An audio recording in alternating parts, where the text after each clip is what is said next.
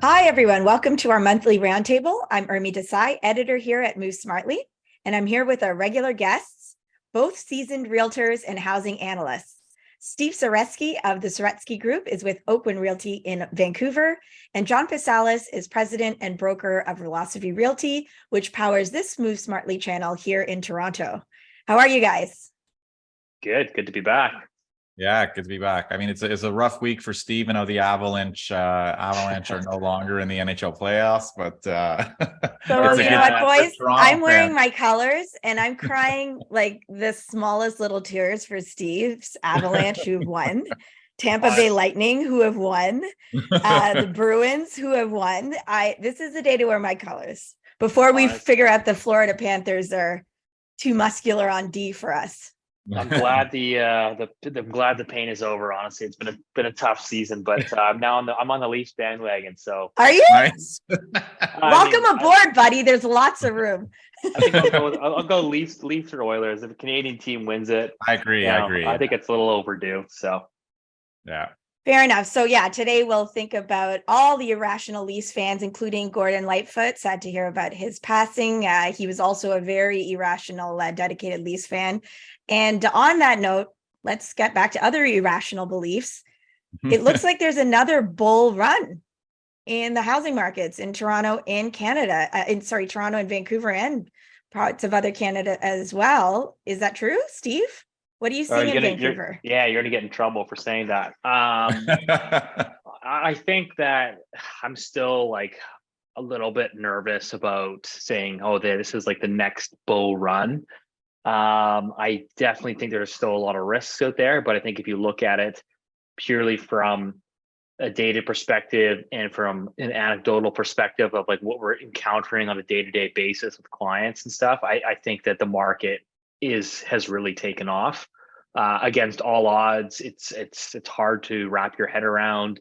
We've got US banks failing, this potential recession looming over everybody's heads. But at the end of the day, it is a supply and demand situation. And we have another, looking at April stats outside of April 2020, which was when the world was literally shutting down. It was another 20-year low for new listings in Greater Vancouver. So you continue to have this chronic undersupply of inventory on the market and demand that has actually increased and picked up. So sentiment has improved dramatically from 4, 5, 6, 7 months ago. And people, the sentiment is kind of like self-fulfilling, right? It's almost like a feedback loop, which is like when people see, 40 shoes at the open house, and then they see all these houses they're looking at going into multiple offers, and they see prices starting to go back up, people do get a sense of urgency. And so we are seeing that in the market right now. And prices absolutely 100% are definitely pushing higher. And I would call it, this has been going on since January. So at this point, 4 months, I would probably call this a trend. And John, what are your thoughts? Are you seeing the same in Toronto? And are we at the cusp of a run? Are we trending towards a bull run? What's going on? I mean, no, I 100% with Steve. I mean, it's, and we've kind of talked about this, I think, as early as our January episode, I think, where we started seeing some of these early signs on the ground of demand kind of picking up. Like at that time, prices hadn't accelerated, but prices are accelerating now. Like we're seeing like aggressive sale prices on homes. And again, a lot of this is just because there's not a lot of inventory. New listings last month in April were like almost 40% below last year, and 20-ish year low again. So unbelievably tight supply. And when people are competing with another 10, 15, 20 people on homes and they keep losing, well, that fifth offer, they start thinking, I don't really care anymore. I just want this misery to end. Let me pay an extra 30, 40 grand. I don't really care anymore. Right. So we're definitely kind of in a bull run, like, quite frankly. I think by May, probably we're going to be talking about low-rise home prices being up year over year rather than down year over year. Like that's kind of how we're progressing. But I don't know, I'm kind of like Steve, a little bit cautious. Like, again, there's different views. Like, some people are like, this is it, price is going to the moon. All the bad stuff is behind us. I mean, the stuff that worries me, quite frankly, it's not great when prices accelerate quickly, right? And prices, quite frankly, now are surprisingly accelerating quickly. Like just in like I think in the GTA, they're up like 10% in like literally 3 months. You know what I mean? And this is, again, it's actually really funny because it's the opposite of what happened during COVID. Like during COVID, it was just purely this demand boom, lowered rates, freaked everyone out. They're like, I gotta buy a home now. And like, there's just no, there's no inventory because the demand was so strong, people were buying everything, right? Whereas today, the demand technically might be just normal, but the inventory has disappeared because no one's listing.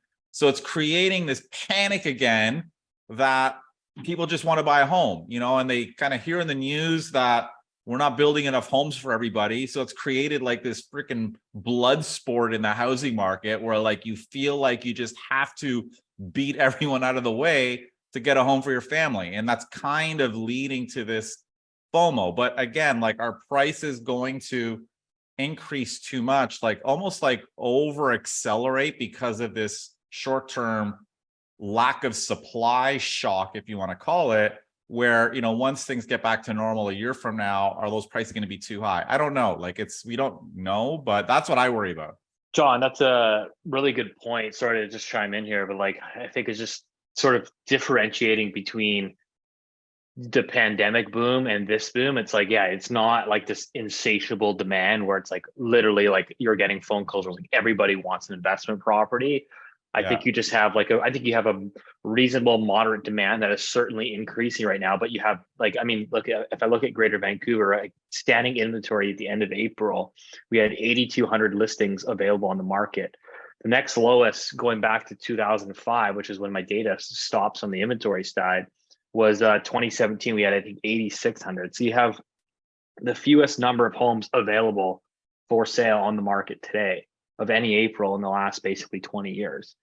And so that's really, I think, what's fueling like this sudden surge. Now, could it be self-fulfilling and continue on from there? Like the one thing I always get, I don't know about you, but like I get a lot of clients who go like, oh, like, is this a good time to buy? Like, what's like, when should I wait? And I'm like, okay, well, all I can tell you is that if you have a 20-year low in standing inventory, it's going to take many, many months for the inventory to build to a level at which you now have some balance that can start to ease off on price appreciation. So you either need listings to pick up and sales to drop or demand to completely fall off the cliff. And so I don't know what's going to cause that in the next, 4, 5, 6 months. But clearly, yeah, if you do get that recession and job layoffs, maybe you see some weakening in demand and some inventory coming to market. But again, it takes months to build the inventory because you're building it off of a record low base. Yeah, exactly. No, it's 100% true. And I think that's like, you're right. Either demand has to pull back significantly or listings have to accelerate. And I don't know if any of those are going to change very much, like at least not this year, like maybe next year, but I don't see that changing too much. Yeah. So we have some great, sorry, Steve. No, I don't have a whole lot to add to that. So take it away. And our audience also asking some of the same things you're asking or wondering about. Some great cues. We're going to give some time to a lot of these great cues this session. Frank Greco asks, I can't agree that a pause in rates has led to a resurgence in demand and crazy offers and prices. What other plausible reasons are there to have triggered such an increase in demand? And in addition to that, Pigsag asks, are investors buying anything right now, or is it just retail end users FOMOing? Do you think the FOMO is caused by the memory of prices exploding post-pandemic? So I think, Steve, you started touching on some of that.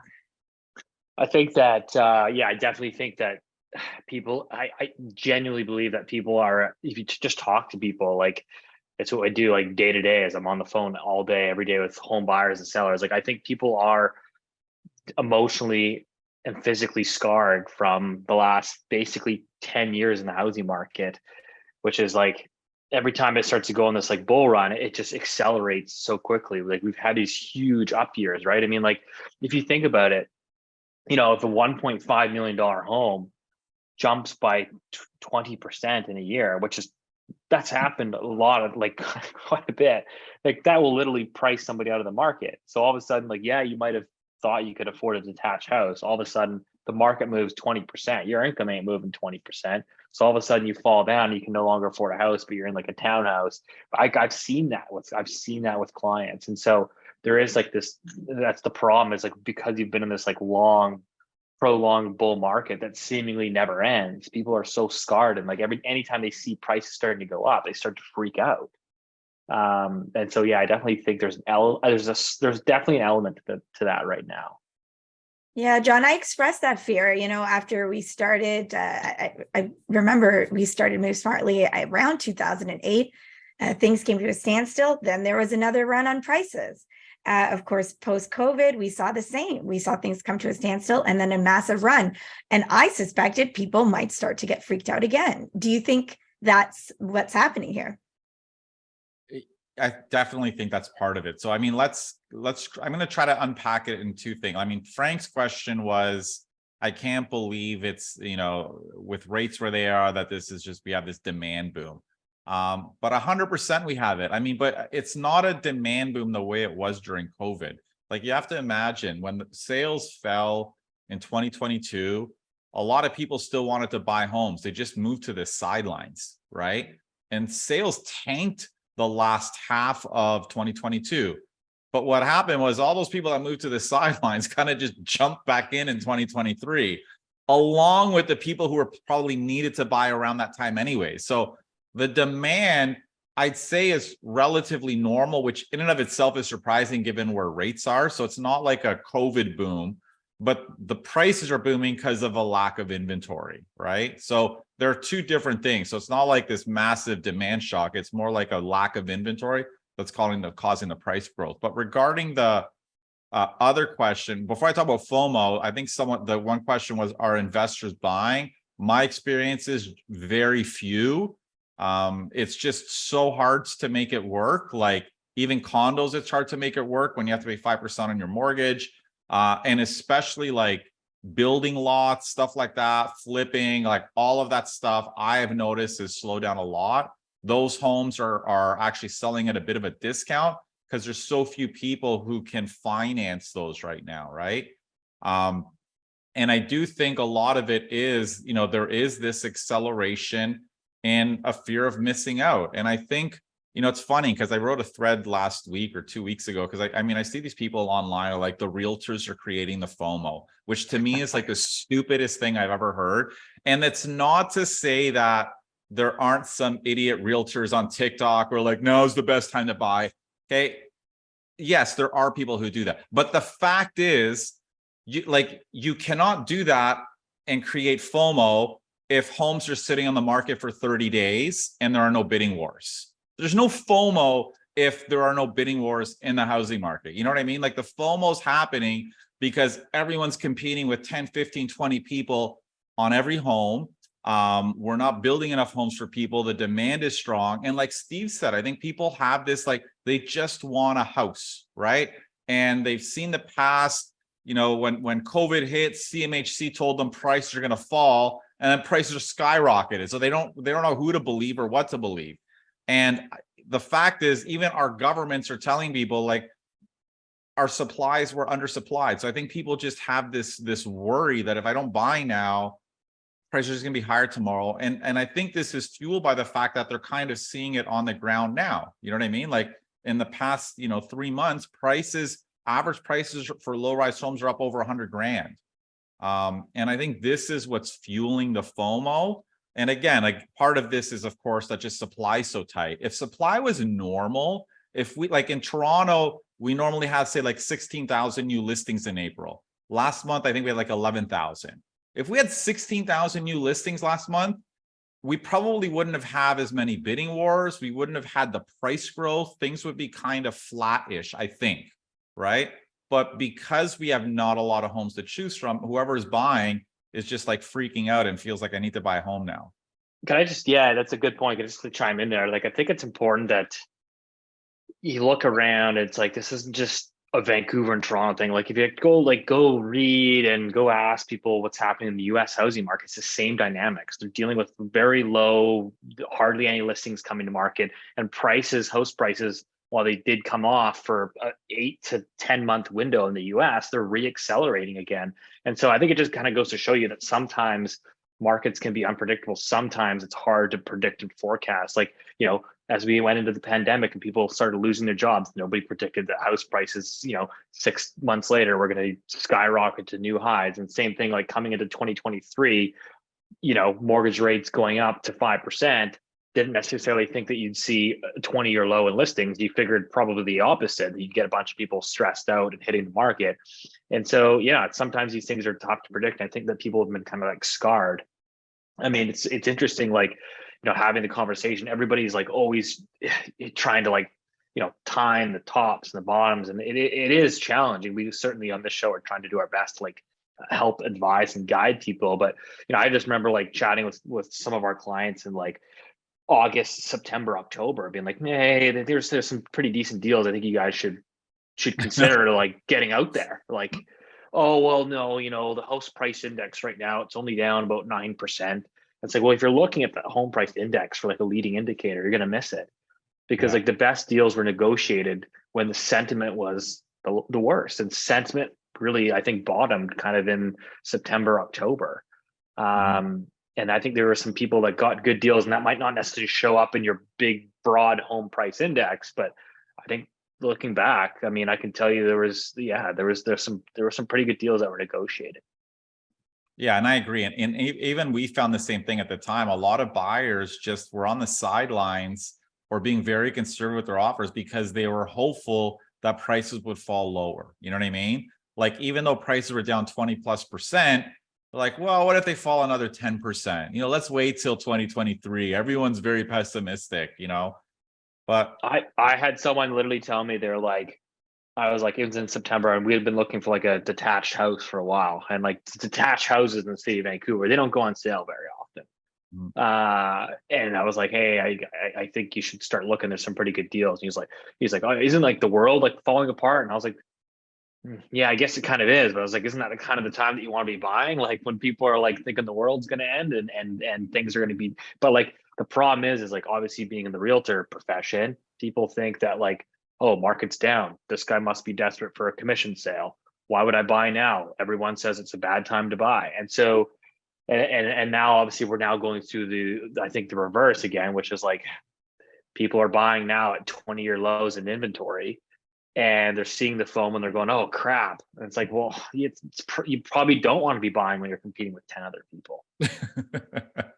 I mean, there's that classic Warren Buffett saying, be greedy when others are fearful, and fearful when others are greedy, right? So, going back to that, I mean, the fall of 2022 is when people were still fearful and sitting on the sidelines, and probably some value. And obviously we didn't predict this acceleration, but you're right. Now people are kind of getting, freaking out now because prices are accelerating, when probably the fall would have been the better time. But if you're active online or looking, I mean, Steve's right. Everyone was pessimistic about 2023. And I mean, and it made sense, right? It wasn't no, 100% pessimistic. It was just you had to take a risk. You had to and I remember even some buyers on our listings, I was oh man, these kudos to these people, because this doesn't feel like a great time to buy. Yeah. But the reality was, it was yeah, there were some good deals out there. It's interesting, just on the last point, I think we were talking about investors in the market. I think we need to put this whole thing to bed, because I keep getting people on my Twitter feed being yeah, the investors are back. They're bidding up those single family houses. I'm listen, there's very, very, very few people that are buying $1.8 million houses in Vancouver to rent them out for $5,500 a month. It's just the numbers don't work.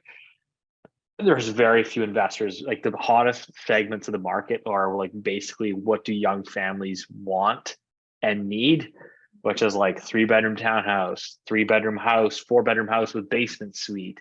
That segment is just so heavy on the end user, and there's just, it seems there's always a chronic undersupply of these family oriented units. So the investors are not there. The investors are into the pre-sale space. They're into the 1-bedroom condos. Like that's where the investors are.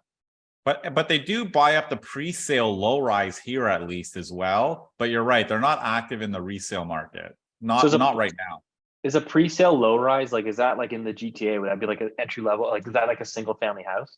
Yeah, single family house. I mean, So that's like, what yeah, I mean, that's what our finance minister did, quite frankly. I mean, he bought a townhome in the suburban Ottawa and is renting it out.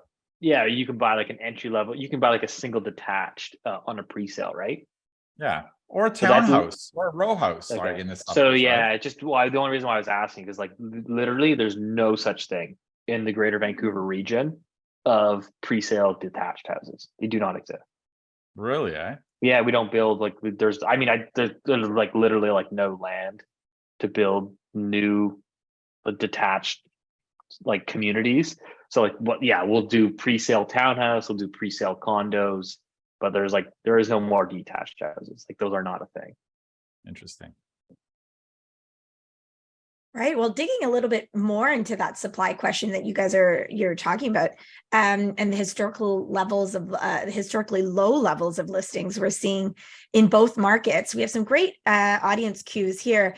And Steve, to your point about the markets being so hard to predict, I mean, who could blame you? Who would have thought that, as we discussed last month, banks would start stepping in so to protect or shelter owners who started feeling the pinch of the high interest rates, and indeed some of them even feared not being able to keep up with some of the mortgage payments. In light of that, how could you have predicted that banks would come in and start to extend amortization? I mean, I've seen crazy tweets, 67 years, 72 years.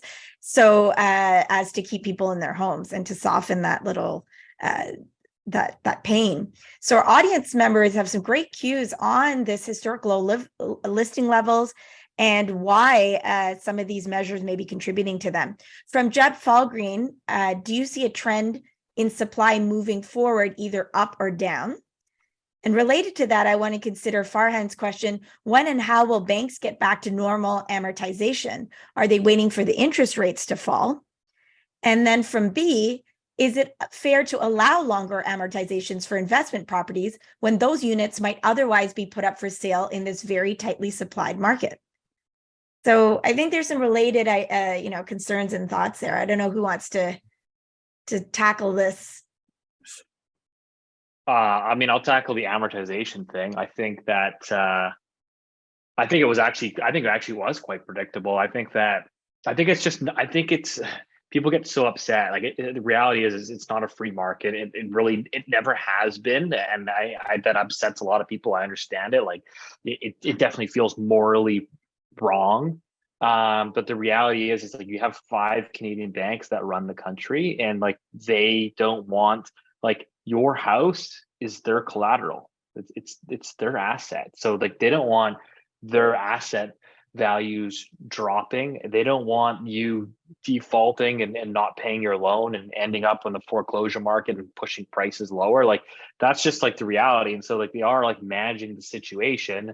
It's the same thing like we saw, the federal government come out with their annual their budget update saying, oh, we're going to put a bill together to tell banks to individually work with borrowers to figure out these amortizations. It's like, you that are trying to get reelected politically, it doesn't serve your political sort of reelection to have a whole bunch of people defaulting and ending up on the streets. So it's just like, and I understand it obviously would frustrate a lot of like young people trying to get into the market. So like, well, this is my opportunity. Prices are finally going to come down. Like people that over leveraged should pay. But like, I think in reality, that's just not the real world. And like, we are in a system that housing is so large that policymakers, bankers, etc.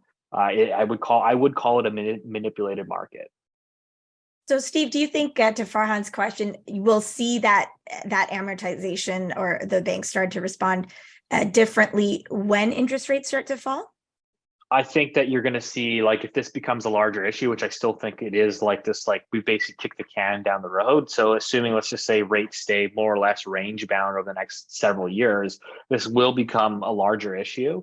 And I do think like OSFI is going to either do it or feel pressure politically to sort of move the goalposts again. Just like we saw like during the pandemic. What do you mean you don't have to pay your mortgage for 6 months? Like it's just how it is. And so I think that OSFI, in my guess is like, I don't know how they're going to do it. I don't have any intel, but I think that they're going to figure out a situation where maybe it's like, okay, we're going to remove the requirement to re-extend one's amortization at renewal. We're going to remove the requirement to have to requalify. That's one stroke of the pen that's done. And I could think that's probably the easiest way to sort of fix that issue. John, what are you thinking? Are there ways, if OSFI looks at this, to separate out those who are requiring these longer amortizations on investment properties versus end use, as B was suggesting? Probably very hard to do that, any kind of measure like that. I don't think it's that hard to do that. I mean, I think they can easily, I mean, I think they know, at least they should know if a property is a principal residence or not. And, you know, I think these extended amortizations, I mean, I think there were some things that were predictable and some were not, at least from my perspective. Like, I think most of us in the industry were expecting banks to work with borrowers to extend their amortizations. And for people who just don't know what we're talking about, I mean, what we mean is, you know, if you have a variable rate mortgage, or if you know, basically like extending the amortization effectively lowers your monthly payments, right? So it kind of helps soften that payment shock. What I was not expecting was banks to allow what's effectively negative amortizations, which means that your interest is actually higher than your monthly payment, which means your principal is growing.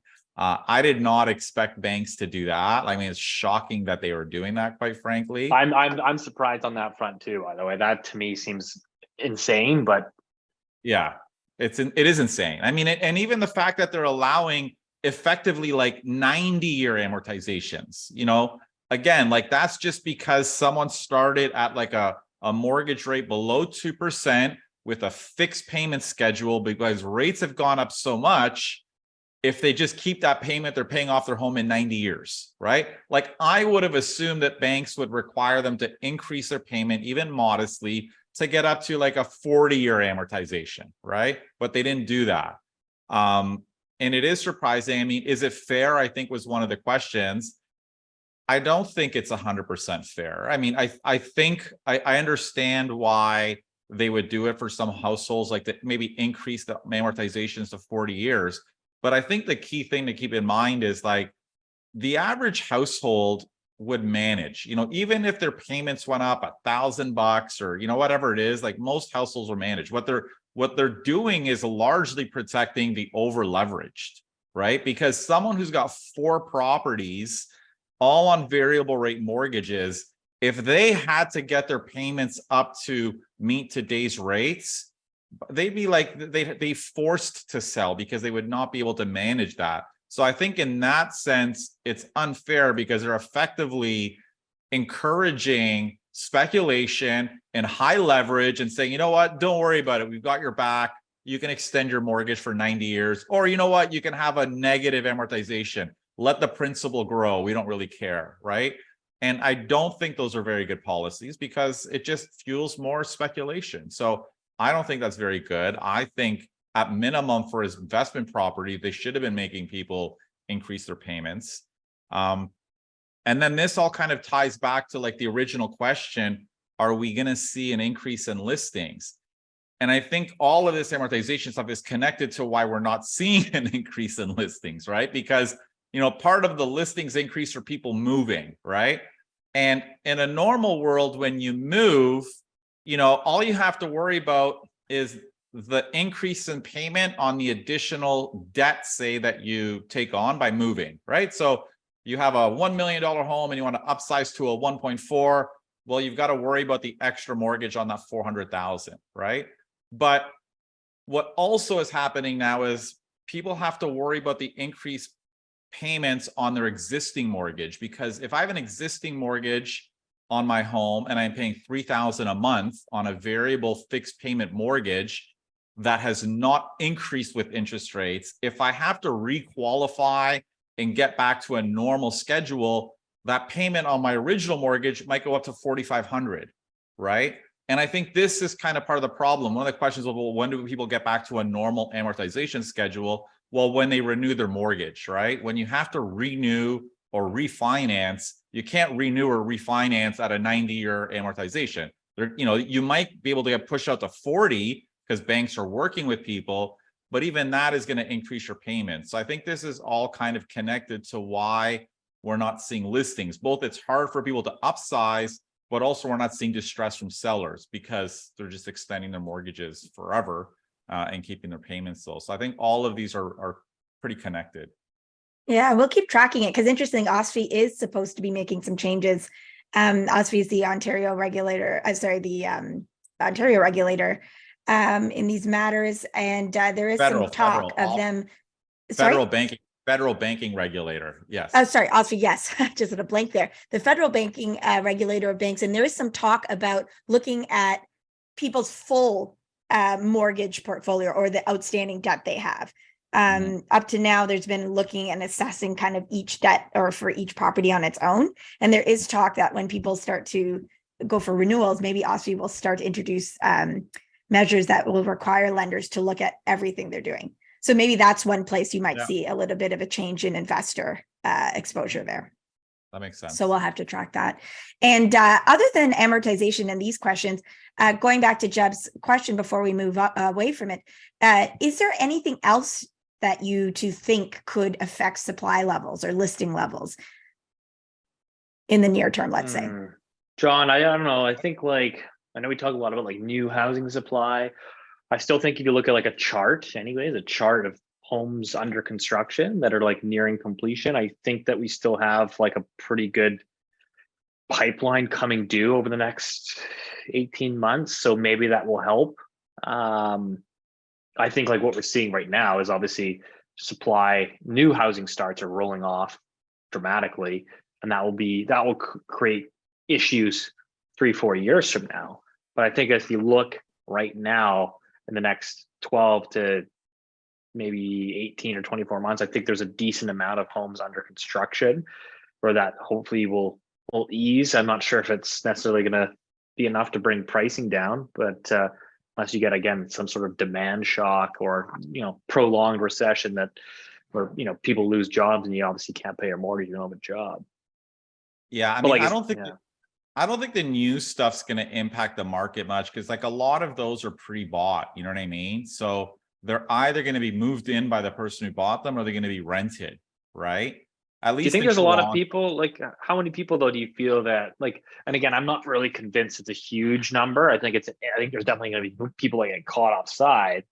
But is it a big enough number to move the market? My opinion is probably not, which is people that bought pre-sale when mortgage rates were 2%. They no longer qualify because they got to get stress tested at 7%. Yeah. Okay. Yeah. So you're talking about the new people who can't qualify on their on that. Yeah, maybe stuff like that, or you go and you okay, I'm actually going to close on it, but the numbers no longer work because I have to borrow at 5.2% and I'm negative cash flow $450 a month.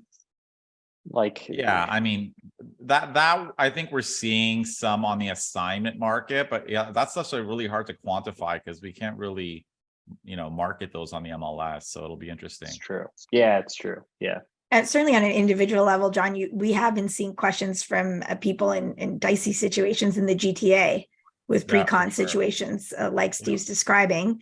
And just to clarify, because I get these calls too from people. It's I don't know, some of these people, some of these things come up, you're what were you thinking? And I think I don't really think it's a lot. Everybody just thinks every investor that owns a pre-sale condo or 2 investment properties, everybody just thinks these are just levered idiots that are all going to blow up. I think it is a relatively small cohort, but some of these people are okay, based on what you're telling me, what were you thinking to begin with? Maybe you deserve to actually lose money on this. Maybe you actually deserve to have to sell at a loss, or it's just some of these decisions that some people are making are just what were you thinking?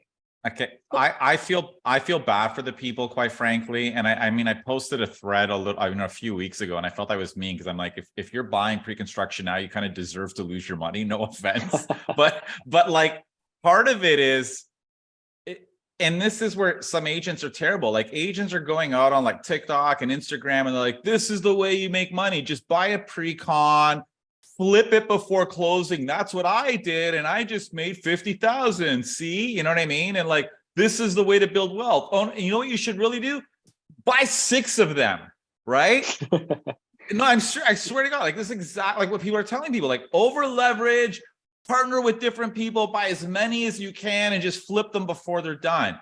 So, you know, again, like I feel bad for people because it's like, you know, people are in this market that is intense to get into. They just want a home. Their money isn't growing in their GICs, you know what I mean? Or whatever, they're not saving enough. So they're trying to find hacks to increase their down payment. I feel bad for them that, you know, they shouldn't be listening to this advice, but the people who are, I think, are doing it from a place of anxiety and stress, quite frankly, that if they don't do something insane like this, they're never going to be able to buy a home.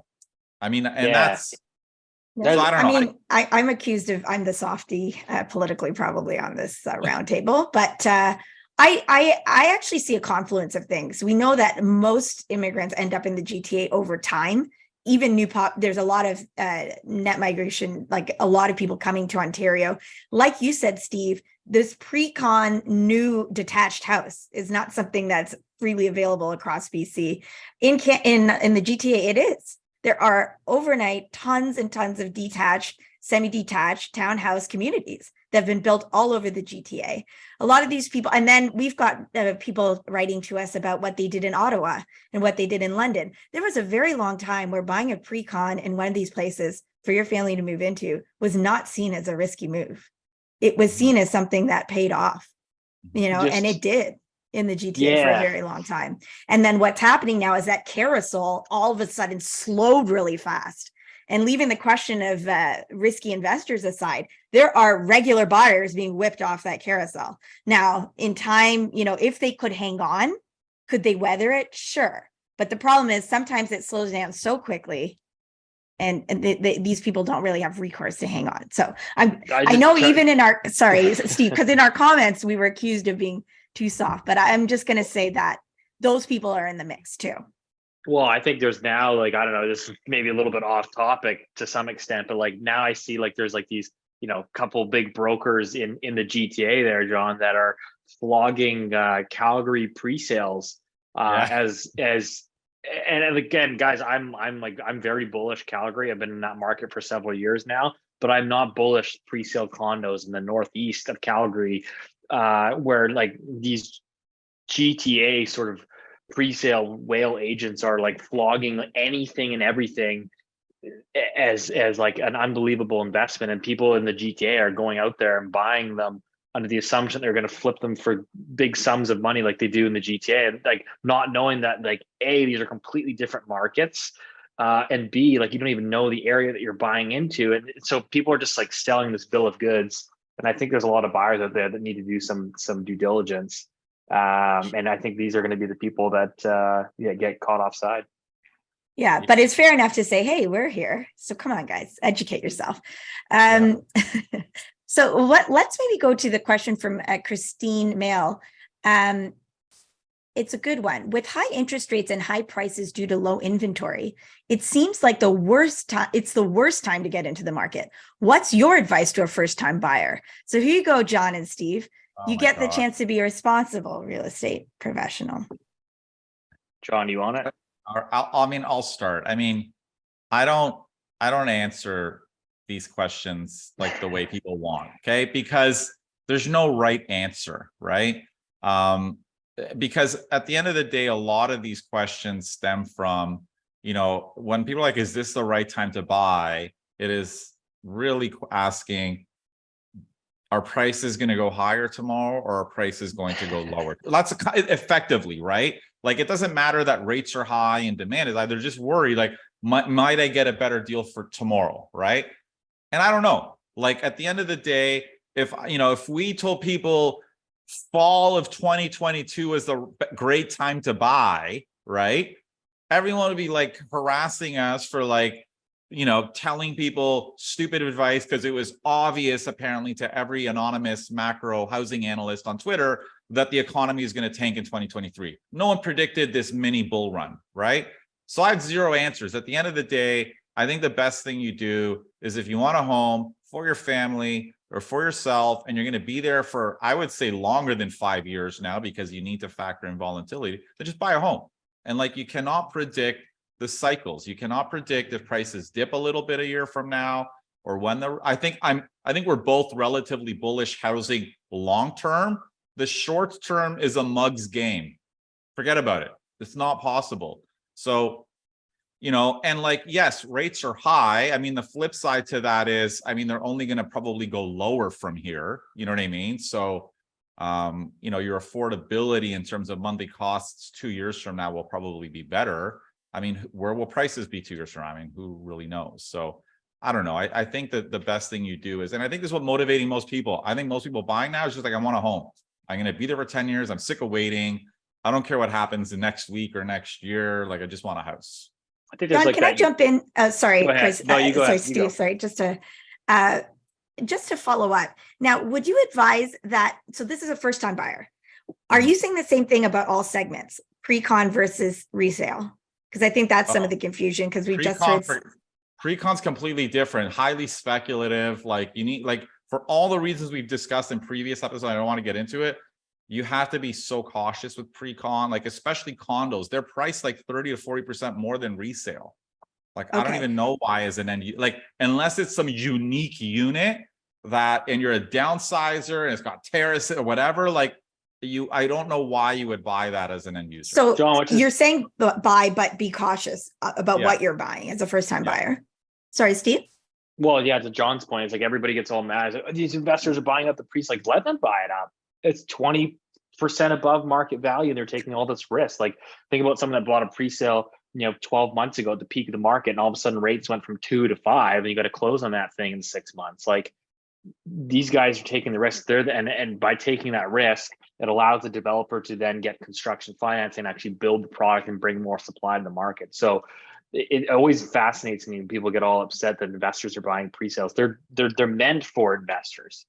Most buyers want to go in, they want to touch and feel the show home. They don't want to just buy a piece of paper. And so I think that's an important distinction on the when to buy. To John's point, it's always an individual case. Like, why are you buying? Are you tired of renting and do you keep getting evicted every 18 months because your owner keeps selling? Like that there's different reasons to buy, but I always think it's important to have like a longer term outlook. I hate people that go like, I'm going to buy this 1-bedroom condo, then I'm going to flip it in 2 years. I'm going to buy a 3-bedroom townhouse. It's like, are you going to flip it for 2 years after like your realtor fees and all your taxes that you're going to like magically, the market's going to go up enough for you to make enough money? Like, so I think it's just important to understand like each individual's situation. My opinion has always been, if you want to get cute about timing the market and when to enter and when to exit, like do that with your investment property. Mm-hmm. I always find like if it's your primary residence, like it's like you have to have a roof over your head anyways. It's like buy it when you can afford it and when it actually makes sense for you financially and from a lifestyle perspective. And is it fair to say, and when you can weather a storm? Like, because the biggest thing is when we say buy for the long term, it means being able to hang on for 5 or more 10 years. I definitely think so. I think like, you go to buy within your means. Like, if you're taking on a massive mortgage and it's stressing you out every month, then maybe you probably shouldn't be buying. I wouldn't be taking on personally. I wouldn't be taking on a mortgage that made me stressed. Like, but I know there are people that do that. Is it fair to say that there were people whose mortgages didn't make them stressed though, before this rapid hiking cycle began last March? In other words, do we need to think as first-time buyers even a little bit beyond that? Like, okay, yes, I can weather this right now. What happens if one person in my family loses a job? Like, is it beyond just, you can afford it?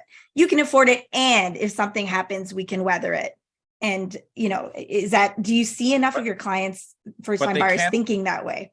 But they can't afford it at today's rates if the banks aren't forcing them to increase the mortgage payments, right? And yes, even if they have to renew at a higher rate, like banks are working with people. But yes, to your point is like you want to. I agree, and I never advocate kind of overstretching. Like honestly, if you're overstretching, like you have a backup strategy of having like some rental income in your basement if you need it or something. You know what I mean? But I agree. You don't want to be house poor. To me, that's like one of the most important exercises when people are starting to buy, to make sure they can do that and are not house poor, because that's Well, not. yeah, there was a time where you'd almost think like, okay, I'm going to buy on, I've had friends who like they buy on one person's salary, basically in a house. People used to think conservatively. Now, because the GTA and Vancouver prices are so crazy, it's hard to think strategically like that way, right? Because 100%. that would be hard to do. People Yeah. can barely get in with two people's salaries. Yeah. So yeah, so I guess what you would advise then is like slow down and still make sure you can afford it and understand what that means. Yeah. Yeah. And before we get to our last question, I have a question for you guys from Yogesh has a question here about condos versus houses, because it's houses that are really seeing the price jumps. But at least in the GTA, it's not quite the same. So Yogesh asks, please provide your insights and outlook on downtown Toronto condo resale market. Why hasn't that segment seen massive price growth yet? And I guess the same for you, Steve, if you're seeing that difference between the houses and condos. In downtown specifically? Or just I guess in Vancouver, like translate that to maybe the realities of the Vancouver market. Are you seeing that? Okay. Yeah. Condo prices are 100% accelerating higher right now. Okay. Definitely. So like, are they going up as much as like an entry level detached or townhouse? No, but they are accelerating up to the upside. I think the only market that I'd say we're still seeing some softness is like a 2-bedroom condo right in the downtown core, like in these high rises. Like obviously that's been a sector that's been hit the hardest during the pandemic. It's recovered a little bit, but it's still, I would say, like a softer market. Whereas like pretty much everything else is moving higher at the moment. And John, what do you say to the first-time buyer in the GTA who's worried if they go for that condo, where and explain to us maybe where condo prices are relative to houses, that they will be outrun by the housing market that some of them are trying to get, hoping to build into, if that makes sense, or get into? Yeah, I mean, I think people who are buying condos, and you're buying a condo because you can't get a $700,000 home, but you can get a $700,000 condo, and they're investing in the long term. You know what I mean? And they're trying to build some capital, some equity over a longer horizon. Why aren't they increasing in Toronto as much? I don't know. It's a great question. I think part of it is, quite frankly, in Toronto, investors aren't as active, which is keeping the demand tighter. But also, I'm going to guess here, but I think for condo buyers, there's more of a sensitivity to rents versus prices. You know what I mean? Because they're like direct substitute. It's like you're looking at a 1+ den to buy. You're like, well, what can I rent it for? And what does it cost me if I buy it? Right. And already that gap is quite high because they're now paying whatever 5-ish% on their mortgage payments. So it can't, like, I think that's one of the constraints on condo prices, quite frankly. Whereas end users for low-rise homes in the suburbs aren't doing that math, because they're not even interested in renting a home in the suburbs, because they just want their own long-term home. So the whole price, should I rent or should I buy math, is like ignored when you're buying low rise. I think that's kind of one of the big reasons. I think you can argue that like a detached house, whether that be in Vancouver or the GTA, at the end, the reality is like it's a luxury product today. It is, yeah. Like, it's it's expensive and it's a luxury product. And like I said to you guys earlier, like there's no pre-sale detached houses. We're not making any more of them. And so I think it is a luxury product. I think it will continue to actually become more and more of a luxury product in the years to come. As you're seeing all these policies now too, like BC government just came out about, I know there's been some rumblings in the GTA as well, but like allowing single family detached houses now to be automatically densified into duplexes, triplexes, quadplexes, and townhouses. And so like naturally that's going to put upwards pressure on the price of dirt. which you don't have that Potentially. upside, obviously, in the condo market. Potentially. I don't think it will, but maybe that's a good discussion for next month. I think it will. Yes. I think it will to some extent. The numbers still have to pencil, but like Yes. naturally, you can see where this is going, which is like, are Yeah. detached houses a real like widespread thing 10 years, 15 years from now in Canada? Like, I don't know. I think they're becoming a bit of a relic. I think they will. Yeah. I'm going to write that down for next month. Definitely, Steve. There have been some movements afoot here in Toronto on that densification. And I know we spoke about BC last month. So let's definitely return to that. And whatever the exact math is, I mean, Steve's point of that detached house becoming that rarer and rarer thing is a valid one, probably over the long term. Don't get maybe FOMO. Yeah. No detached FOMO? No, it wasn't designed to incentivize FOMO. So please, whoever's listening to this, do your due diligence. But it is something to keep in mind. All right. And last cue to Ninja Cat here. We've reached a point in Ontario, and this is probably applicable to BC a bit as well. We've reached a point in Ontario where someone making $130,000 with a $150,000 down payment is having trouble affording even the most rundown fixer-upper that is barely fit to raise a family in. What's the ceiling? Can the situation get much worse before we run out of buyers? Okay. Steve has to jump in 2 minutes. So 30 seconds for Steve and 30 seconds for me. Love it. Go, Steve. I think I don't know. It's when you look at the numbers from a rational perspective, like when you line up like incomes to prices, like obviously it doesn't make sense. It hasn't made sense for a long time. I think there's so much equity in the market. I think it's becoming basically like there's so much, just a lot of money in the system. I think it's just kind of sloshing around. So it is becoming, we are in a system now, in my opinion, again, sad reality of you are haves versus the have-nots. Those, you got the asset rich that have been benefited from zero interest rate policy for the last 10 years. And you got, those that are dependent on their incomes and with no assets, and it becomes harder to actually obtain these assets. So that I think that's just a matter of where we are right now. I agree. It's 100%. Like the ceiling on prices is not income, which people think it's capital. And effectively, it's like what Steve's saying. It's like the rich are buying it. They're coming down with more capital and a bigger down payment. So we'll leave it at that. And depressing. Yeah. I know that was depressing as I go off to watch the Leafs. Not to be facetious, but I compare it to something less important. But I was thinking have nots. Okay. Hopefully the Leafs can put us in the have category tonight, at least. Maybe make the home housing situation a little less depressing in Toronto for one night. Thank you both. Thanks to our viewers for all the questions. Keep them coming. We're going to pick up on these threads next month. There's so much more to discuss. Thanks, Steve. Thanks, John.